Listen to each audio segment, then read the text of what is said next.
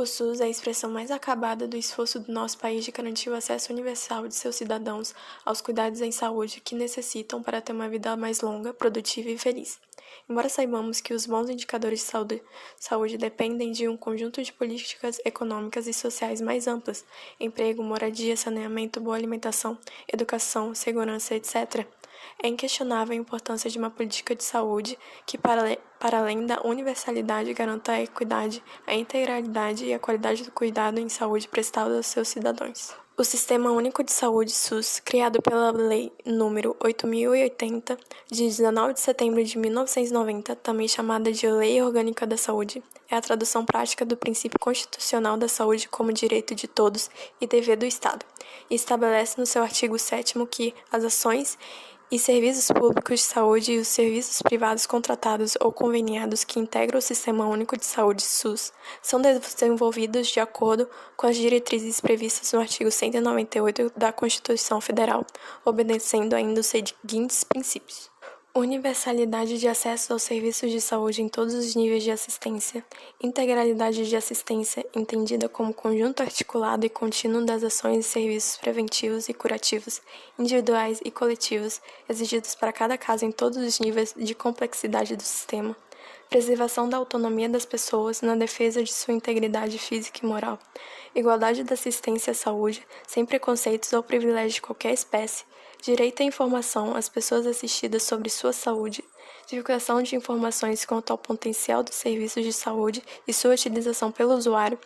utilização de epidemiologia para o estabelecimento de prioridades, a alocação de recursos e a orientação programática, participação da comunidade, descentralização política administrativa com direção única em cada esfera de governo, ênfase na descentralização dos serviços para os municípios, regionalização e hierarquização da rede de serviços de saúde, integração em nível executivo das ações de saúde, meio ambiente e saneamento básico,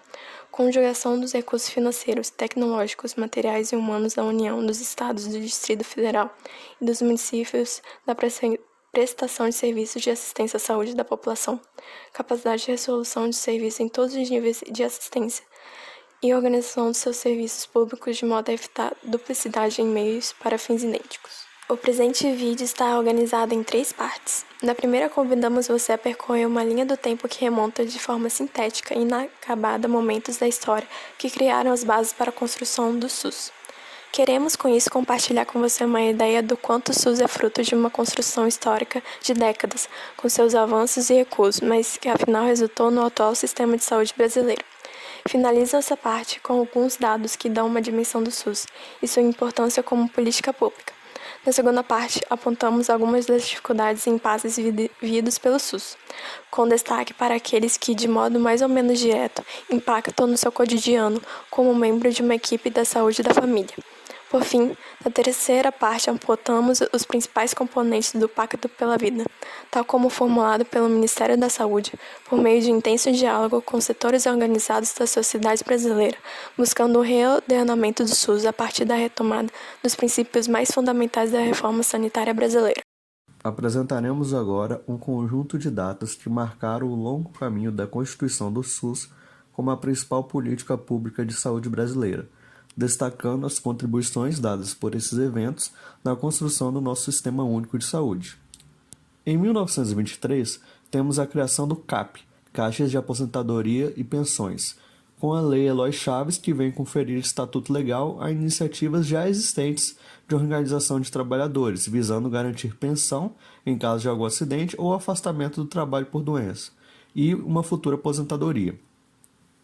Entre os anos de 1930 a 1945, tivemos como principal movimento político a Era Vargas, onde houve a criação dos Institutos de Aposentadoria e Pensões, IAPs, como resposta por parte do Estado às lutas e reivindicações dos trabalhadores no contexto de consolidação dos processos de industrialização e urbanização brasileiros, com ênfase no componente de assistência médica. Durante a década de 1960, criou-se o Instituto Nacional de Previdência Social, o INPS, resultado da unificação dos IAPS. Já na década de 1980, tivemos 2 momentos importantes: a 8ª Conferência Nacional de Saúde de 1986, onde seu relatório final serviu de base para o capítulo da saúde na Constituição de 1988. E, em 1988, foi aprovada a Constituição Cidadã, que estabelece a saúde como direito de todos e dever do Estado. Já em 1990, tivemos, de fato, a criação do Sistema Único de Saúde, hoje conhecido como SUS, através da Lei nº 8.080, de 19 de setembro de 1990.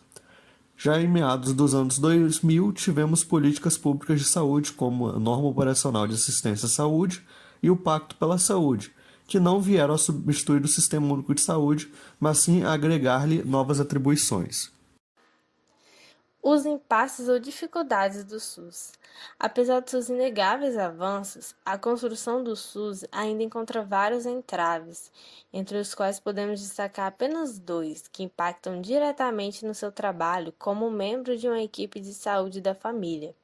e são eles o subfinanciamento e as insuficiências da gestão local do SUS. O subfinanciamento, ou seja, os recursos destinados à operacionalização e ao financiamento do SUS, fica muito abaixo de suas necessidades. Na visão e experiência do Dr. Nelson Rodrigues dos Santos, que já foi presidente do Instituto de Direito Sanitário Aplicado, o IDISA, a atualização do financiamento federal, de acordo com a variação nominal do PIB, não tem acompanhado o crescimento populacional, a inflação na saúde e a incorporação de tecnologias. Trabalhadores que atuam na estratégia saúde da família relatam que a insuficiência do financiamento do SUS é sentida principalmente quando há necessidade de se acessar os outros níveis de maior complexidade do sistema, a qual a oferta parece ser menor que a demanda. O outro ponto, as insuficiências da gestão local do SUS, o SUS denomina como gestão local o conjunto de atividades desenvolvidas pelos gestores municipais, visando a operacionalização das grandes diretrizes políticas do Sistema Único de Saúde. Pesquisadores do Departamento de Medicina Preventiva da Universidade Federal de São Paulo realizaram uma pesquisa em 20 pequenos municípios de duas regiões de saúde próximas a São Paulo, a fim de observar as reais condições de operacionalização em municípios brasileiros.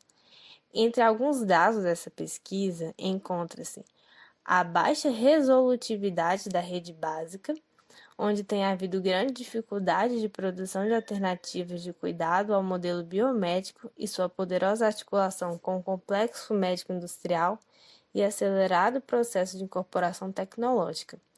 Isso tem resultado em encaminhamentos desnecessários e excessivos, alimentando as filas de espera em todos os serviços de média e alta complexidade, além de resultar na fragmentação dos cuidados prestados, na confusão e no isolamento dos doentes, e inclusive na perda de motivação para o trabalho por parte dos clínicos da rede básica.